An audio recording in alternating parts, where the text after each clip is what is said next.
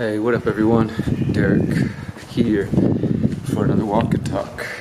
And today I'm actually in Guadalajara, in Jalisco, which is one state over from where I live in Michoacan, Morelia. Let me make sure I got the keys before I get locked up. Got the keys. Alright. And I'm headed to the market, so I figured, why not do a walk and talk with you guys a little bit. Shout out to the Guadalajara Freedom Cell. I don't know if I'm going to get a chance to hang out with anybody, but just visiting for a few days while Miriam does a course out here, which she's excited to share about very soon. So, okay, I gotta walk 9 blocks. Try to remember that. If I forget, I'll stop the tape and rewind. It's a Sunday, so it's pretty quiet out, but it's cool to see this. There's wow, big outdoor market, street vendors going on. I'm headed to a different market looking for some food. But anyways, let's get to the point. I got my notes today so I don't forget again what I'm talking about. First things, don't skip the solutions. This is funny, guys. In the last walk and talk video I did, about the first 8 minutes I talked about the Greater Reset 4 coming up in January 2023, thegreaterreset.org. I also touched on the Freedom Cell Network and our recent 10th International Freedom Cell call. And I had a few people comment saying the real information starts at 8 minutes or something like that. And what they meant by real information was me talking about the news, Bill Gates and things like that, which, yeah, that's part of the information, especially if you follow me for my journalism. But I just wanted to take a moment to say how annoying and frustrating it is when commenters say things like that, because it's not only are they wrong, bro, it's the solutions, the real stuff was the first couple minutes. The solutions, the focus shouldn't be what's Bill Gates up to, what's, the big wireless, although those stories are important, and I have a few stories to share today. The focus should be, what can we do for ourselves? And I thought that those comments, which obviously they came from BitChute, were so representative of where we're at as a quote-unquote movement, that people are obsessed with the problems, and many of you very rarely ever give any time in your life to solutions. So for example, right now, there's this off-grid homesteading bundle going on that I'm partnering with Plant-Based Ben. You've probably seen it being promoted around. I've been promoting it, and pretty much there is an opportunity to get hundreds of courses and webinars and workshops and ebooks for $50. Pretty good deal, $50. But some people will just see that and be like, oh great, Derrick's trying to sell us something else. Not recognizing that hey, yes, I am trying to sell you something. I'm an affiliate, so I'll get a little percentage from that, which helps me keep doing my work. But I'm promoting something that you could actually benefit from if you took the time to download it, print it, read it, put it in your family library, your Freedom Cell library, etc. So, I don't know, I just find that interesting that whenever someone presents solutions, I can do and I've said this for years, I've recognized this for whatever reason, the way that most of us consume content, and myself included to some degree. We're drawn to the, oh my God, what's Trump up to? What's Biden up to? What's the transhumanism technocratic state up to? And then somebody's like, hey guys, here's a 10-minute video to show you how to grow food in your backyard, and here's a great solution. Here's how to communicate better with your wife and your loved ones and your family. Here's tips for healing your trauma. And some of us are drawn to that, but the vast majority of the audience will just basically skip it and say, nah, where's the real stuff, right? Let me skip to the news. So yeah, it's annoying as a content creator, as an event coordinator, producer, and again, some people, they just hate and talk shit. They're like, oh great, another event, people just talking, sitting around doing nothing. I get it. I've been to a lot of events, spoke at a lot of events over the years, and some of them are just that. They're big circle jerks, patting each other on the back. We got it all figured out, we're so much smarter. But that's not what the Greater Reset is. Greater Reset activation, it's about activating, motivating, inspiring people, really taking concrete action. So every day of the event, we're not just talking COVID, debating this, what is the government up to? No, we're talking about what we can do in our lives when it comes to food, getting off big tech, etc., etc., etc. So that's all I'll say. Focus on solutions. Assume everyone knows the problems. That's the mantra of the Freedom Cell Network. And if it wasn't for my journalism and my incessant desire to spread awareness, I would only talk about solutions. And then probably none of you would listen. Anyways, so let's talk about another topic that's coming up recently in the comments. Spotting a shill. I've had emails about this in the last couple weeks. People saying, Derrick, what do you do to detect limited hangouts, or how do you spot controlled opposition in a shill? And I'm going to give you my secret here, because so many of you asked me to comment on this and asked for my opinion. And it comes largely because, well, it started to happen after my conversation with Del Bigtree. Okay, I don't know what street this is. No, not the street yet. After my conversation with Del Bigtree, who a lot of you assume or believe is controlled opposition. And so people say, well, Derrick, how do you spot controlled opposition? Here it is, guys. Are you ready? I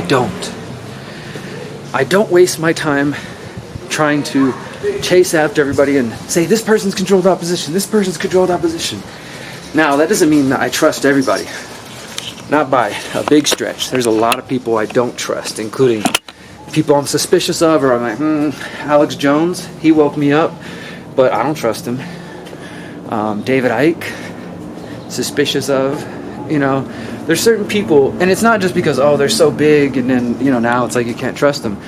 I do think that there's something to be said for the size of a person's reach, their base, and how, and how connected they are, and, how suspicious you should be.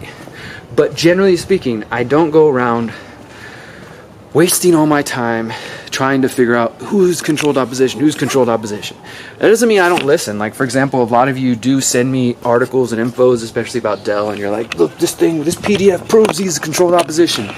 And I'll look at it, and there's, like, again, it's just a lot of, like, personal opinion and conjecture and guilt by association and stuff like that. It's not actual, like, evidence. But so, my thoughts are that I'm not going to spend all my day and time like going around accusing people of being controlled opposition unless and until I feel like I actually have evidence. Now, that doesn't mean we're going to find a golden ticket or a document that says, here's Alex Jones' CIA card or something like that. But it also, it doesn't mean that we can't have suspicions. I'm not trying to say, like, trust everybody, don't question anything. I think some people misinterpret it. No, what I'm saying is that for me personally, it's not really worth all my time and energy to just go around. Is Dell controlled opposition? Is Sayer G controlled opposition? Is Alex Jones? Is Robert F. Kennedy? I mean, the reality is nearly everybody I work with or have interviewed,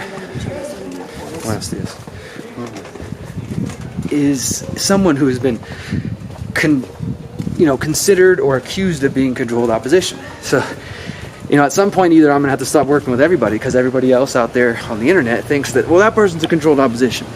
But that's not really how I do my work. As I've said recently with Dell, like, I don't have to agree with somebody on everything in order to think it's worth working with them or collaborating with them. In fact, that's rarely the case that I agree with someone on everything and on anywhere in my life, right? So knowing that, I work with people while I can trust them. And then if I start to be suspicious of their connections or who they're hanging out with or who they're funded by or whatever, then I'll stop hanging out with them. I'll stop talking to them. All right. Speaking of shills and gatekeepers, because again, I think there are shills. I do think there are gatekeepers. I just don't necessarily spend all my time walking around, researching, or on my computer just trying to, get to the bottom of that. If I feel like I have like a strong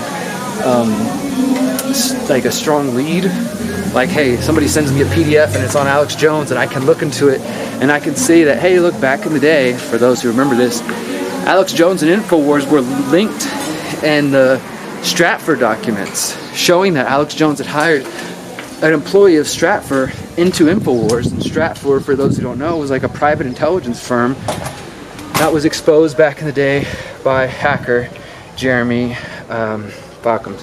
So sorry, I'm forgetting his name right now. This is like shows you how long I've been around. There was this hacker, big part of the anonymous movement, got caught, went to prison.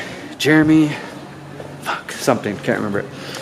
Anyways, there are gatekeepers, there are shills and people like that. And one of those people who I tend to suspect is Bill Maher. For those who don't know, never heard of him, Bill Maher has been, he's an old school liberal, right? He's not like a progressive who is pushing the transgender issue or things like that. He's definitely a guy, he's definitely a guy who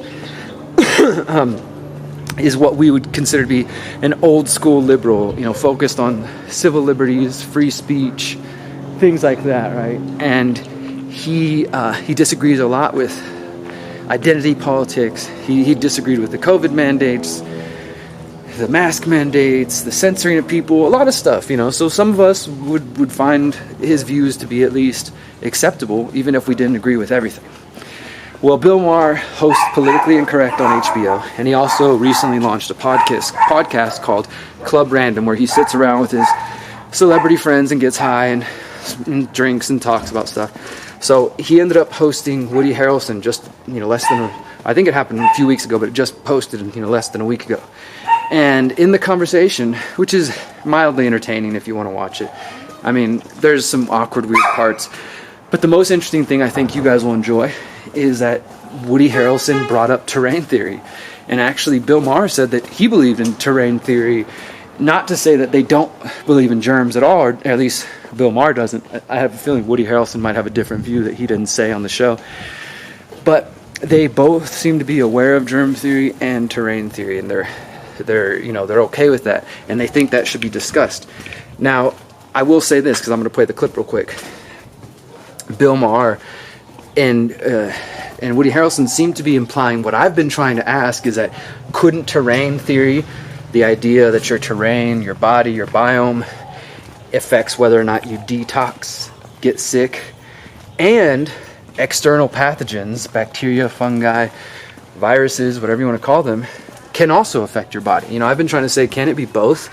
And, in fact, whenever the Baileys and Kaufman and Cowan did their response video to me and Dell, they sort of laughed at that idea. They're like, oh, what do you think? Can it be both? And they just basically dismissed it and said no. I think that's wrong. But anyway, so I'm going to play this quick clip.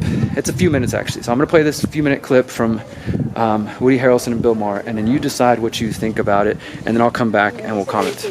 But see, this is the disparity. Like there's the germ theory and there's the terrain theory.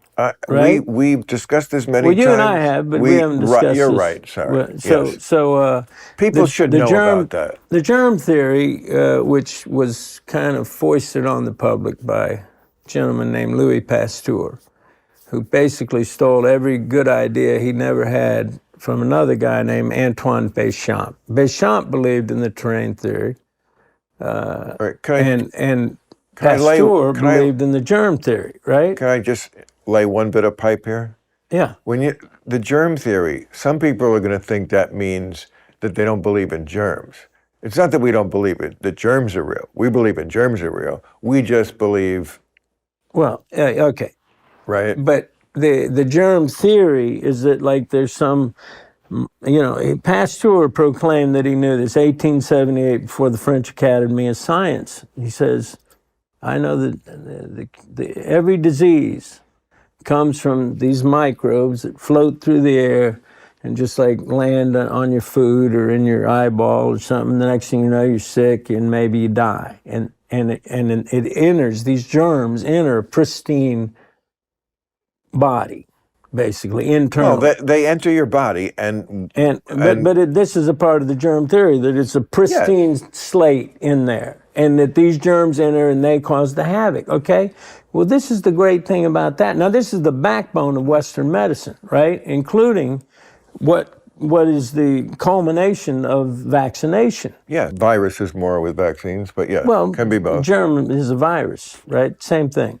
A germ, no, they're two different organisms. Germs. No, they aren't. A germ is just a broader term, which viruses, microbes, pathogens. Bacteria and viruses. And bacteria, it all falls under the heading of germs. But they're two. But it's like an antelope and a kitten. I mean, a germ is not a virus. I mean, a bacteria is not a virus. But it's important. Bacteria is not a virus, is it? There's two different organisms. No, but they're all germs. Germs is just the broader term. It's the umbrella term for all of these things, all of these specific things. I think saying. of germs as Like bacteria. like pathogens, I think, is the broader term for a virus. Right, but I'm saying those are all under the umbrella of germs. It's not that big a deal. People are going to think we've been smoking pot. Well, we haven't. But anyway, Yes, I believe okay. in the terrain theory. This is the main thing I want to get across. I believe in the terrain theory. I do too. Can I finish what I want to say? I don't want to interrupt your interruption, dude. Jeez.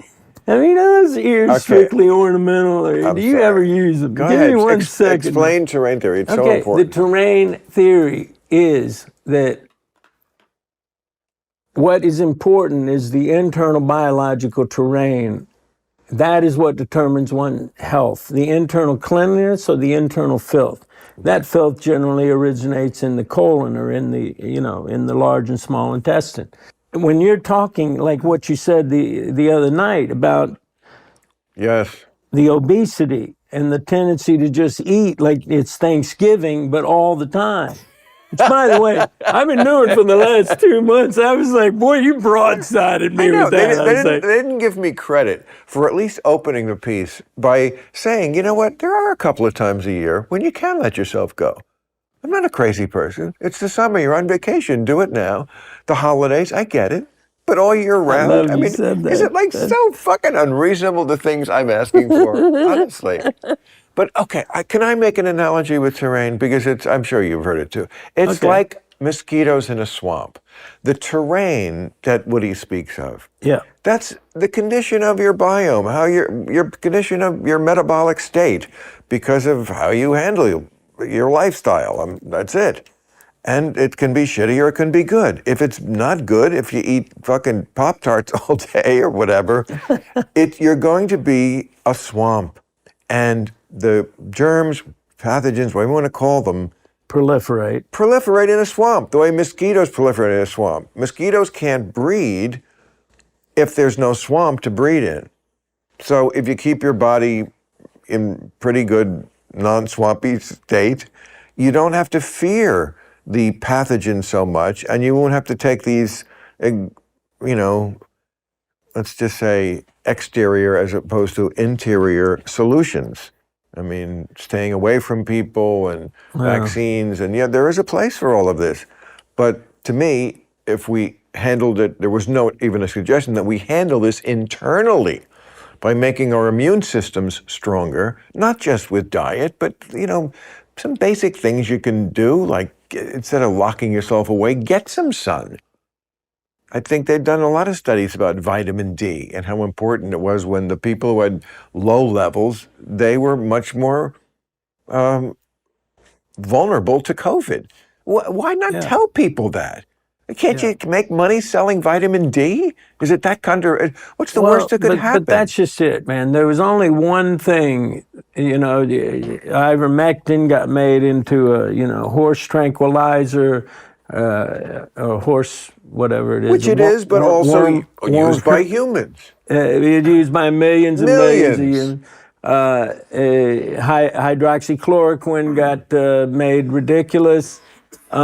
And there was only one thing that could work, and that's the vaccine, right? Okay, so again, Bill Maher kind of all over the place. Not really the best interviewer. He keeps interrupting Woody Harrelson, almost like he doesn't want to talk about it. But he lets him get to the point, and clearly Woody Harrelson has studied and knows his shit. And he's at least, he might not remember all the facts exactly when he's not in front of the computer, but you can tell he's done his research. So what do you guys think about that? That could be pretty big. I mean, these are two big. This is a Hollywood star, Woody Harrelson, who, by the way, he's already been long time known as like a weirdo because he posted about 5G conspiracies years ago because he smokes weed. They kind of talk about him like he's a hippie redneck, So I thought that was interesting, though, overall. And maybe those of you who are all about terrain, maybe you're grateful for this. Maybe you think they didn't go far enough. But what do you think? I'd love to hear your thoughts.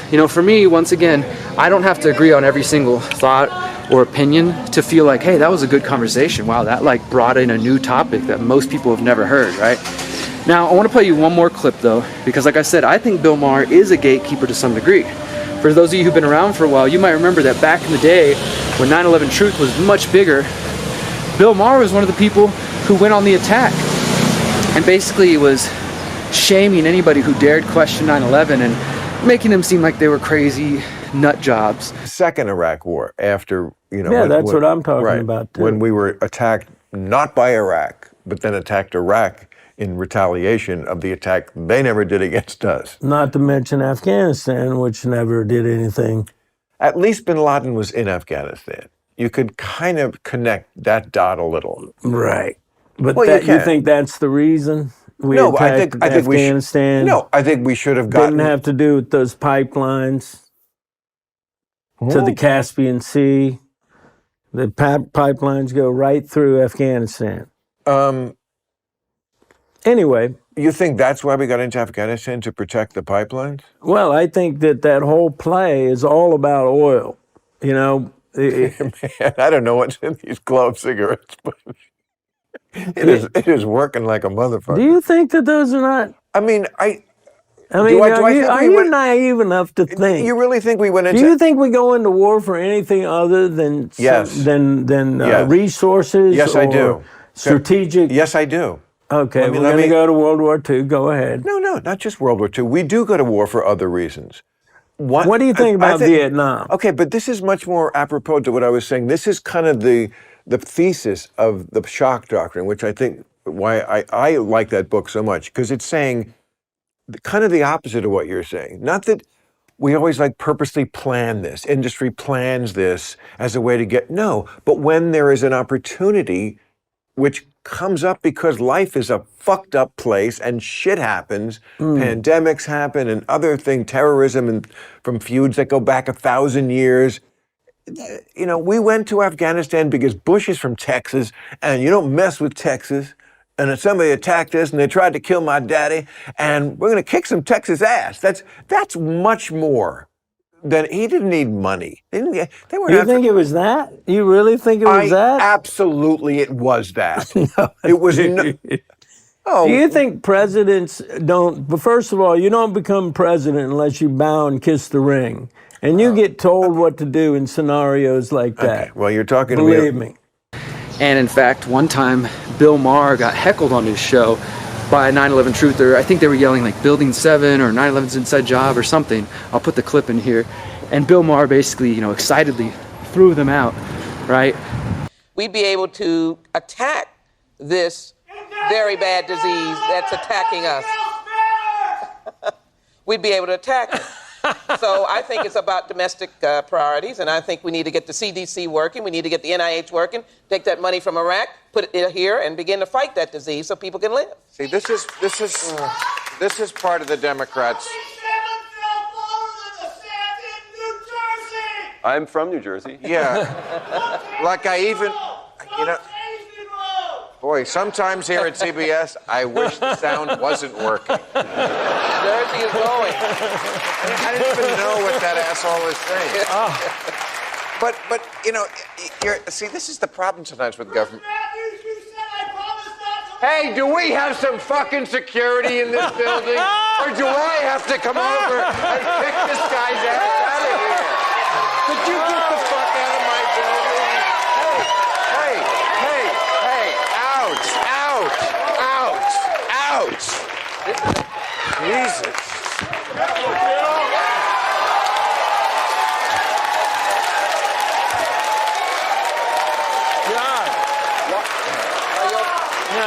They won't chant Jerry for you, though? You know, is it that hard to throw somebody out of a building?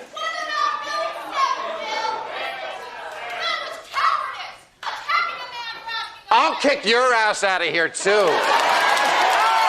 her the fuck out. What is going on here? What's the issue? Hey, this isn't the Iowa caucus, okay? It's not a debate. It's a debate between us. You're in the audience. Audience comes from the Latin, to listen. What's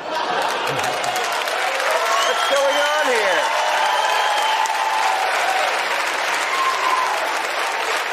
Bill, I was only allowed 2 guests, so things should be okay after that. No, it's great. No. Anyway. You have good friends. Tell us what happened in Building 7, Bill. That one's not mine. Oh.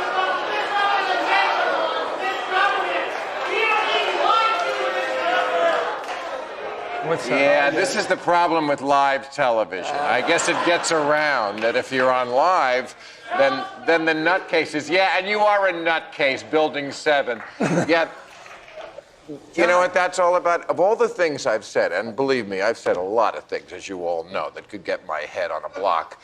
The one that they protest about out here is the people who think that the World Trade Center was a controlled explosion. You see, in that instance, I'm actually defending President Bush. I don't think President Bush brought down the World Trade Center. And cows disagree with me. This is better than when I was on Springer. This is And so remember that Bill Maher might be willing to question some of COVID, the mandates, the shots, and even Terrain and Germ theory, which I'm thankful for. But that doesn't mean he isn't there for a purpose. You know, the idea of a gatekeeper is that somebody that gives you partial truth, and then they gatekeep. People start waking up, and then maybe they stop at where Bill Maher's at because, or oh, that's okay. Bill Maher's saying it, so it's okay to ask questions about these topics. But I'm not one of those crazy 9/11 conspiracy theorists.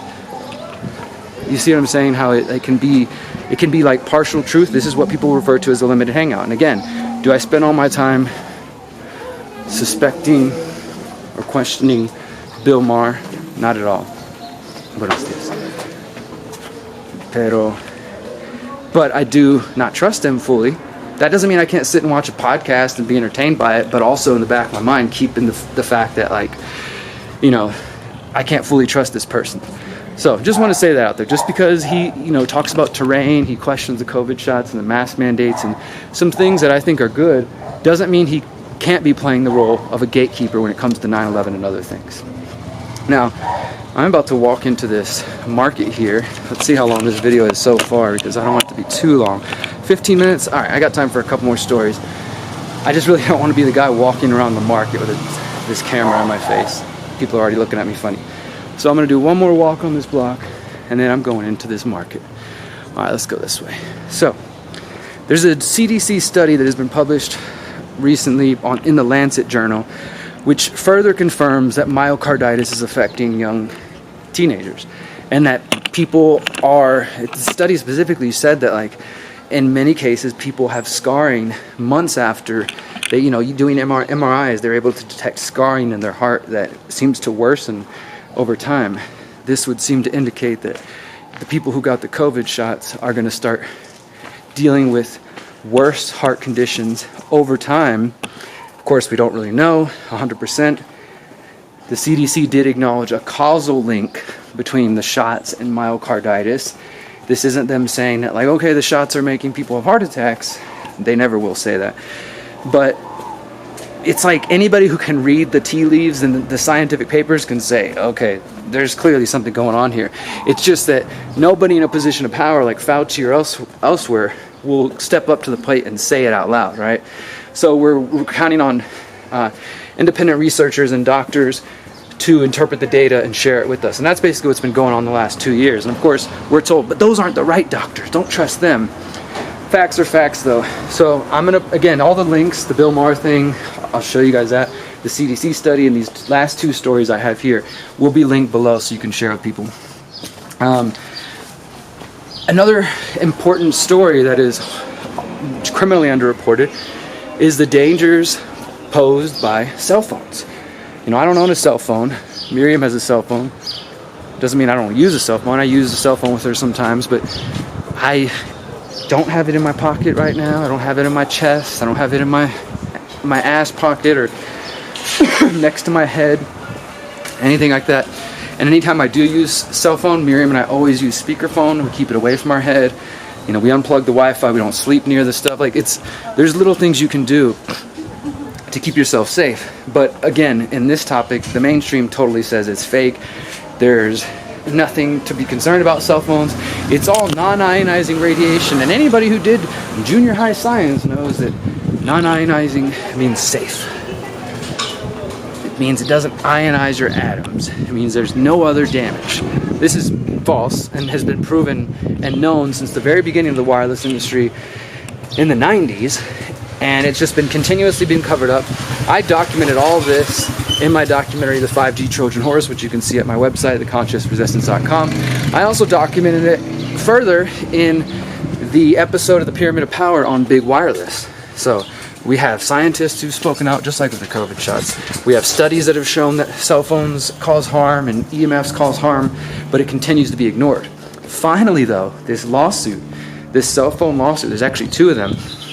One of them is Murray versus, let's say Big Wireless. I can't remember the people they're going after, but one of them, the case of Murray versus Big Wireless, that case was filed in 2001, guys. It's taken 20 years, and apparently, supposedly, in coming weeks and months, there's going to be a new hearing and there might be progress. But think about that. The guy, Murray, the original guy who filed the lawsuit, he's dead now. He was this dude who was like a businessman using early cell phones and car phones and things and having it on his head all the time. And he developed brain tumors and he eventually died. But before he died, he filed this lawsuit. And it's taken 20 years to get anywhere. Think about that. The big wireless and the courts are fighting for 20 years to keep people from hearing about the real dangers of cell phones. And now we're at a point where it might actually get through. I mean, it's pretty crazy to think about that, right? But yeah, I mean, so if you're listening to this on a cell phone, guys, turn it off. Go watch on a computer safely, or at least keep this away from your body, your head. You know, use airplane mode. You know, all kinds of things. It's not even just like, you know, there's the privacy aspects of the phone. Shout out to abovephone.com for de-Googled phones. But there's also the health aspects that a lot of people don't consider. And we have to consider this in terms of Elon Musk's Starlink and all these new plans to put internet satellites around the world, which I used to think was going to be awesome. Like, this is going to help us defeat the government. We'll make sure that the internet never goes down. Now I'm a lot more concerned about what it means for our health. So, yeah. One other story. I put out a new article on the bioeconomy, which was published just in the last few days. For those of you who might have heard about the Biden executive order talking about bioeconomy, biomanufacturing, you've probably heard some people talking about it. As usual, you know, there's a lot of people that jump on a story right away. I like to step back and take my time. And so I wrote a 3,000 word article that explains to you what is bioeconomy, what is biomanufacturing, what does this have to do with, why did the Biden administration not only do an executive order, but now they named the new head to ARPA-H, which is basically like the health version of DARPA. DARPA is the people in the military who create all the crazy shit like robot dogs and human exoskeletons and stuff like that. Well, now they have ARPA-H, DARPA's sister agency, health agency, which is run by, now has been appointed the director, VP of Ginkgo Bioworks. This woman, Renee something, who's the VP of Ginkgo Bioworks, which is a company I wrote about and talked about last year. You know, warning you guys, pay attention to this company. And here you go.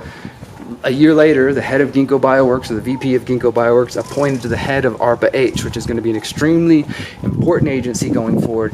So, if you don't know anything about the bioeconomy, biomanufacturing, Ginkgo Bioworks, biotechnology, all this stuff, I encourage you to go read that article because, trust me, these terms are going to become much more normalized in the coming years, and it behooves you to know what's going on. You know, knowing what's going on doesn't mean you can stop it per se, right? But let's say a year ago you did know what was going on and you started to research Ginkgo Bioworks and research what's going on, and you could see, oh my god, that they're pushing to biomanufacturing, transhumanism, technocracy. I need to get more food for my family. I need to get more prepared, right? I mean, there's steps you could take with an increased level of awareness. That's basically what I'm saying. All right, guys, I think that's been long enough, and about all the patience I have for walking around with a camera. People looking at me kind of funny. We're at 22 minutes. I'm going to put in the clip of Woody Harrelson, so it's probably going to be a 20-25 minute video, and I'm going to go check out the market now. So let's go. I'll bring you guys with me. Now, this is what I was looking for.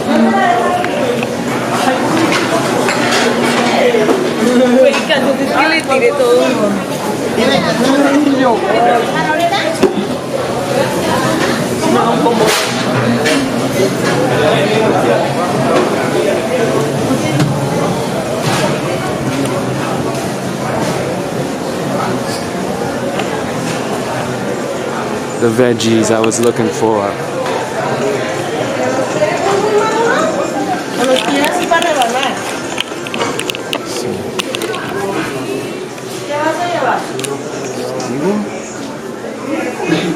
Buenas tardes. Hola, buen día. ¿Cómo estás? Bien, bien, bien. ¿Qué vas a llevar? ¿Tienes hongos? ¿Qué prefieres? ¿Hongos? Hongo, sí, me queda, ahí está como la bolsita. Perfecto. Eso es todo. That took a while to find the market with the veggies I wanted, but I found it. Now I'm headed home.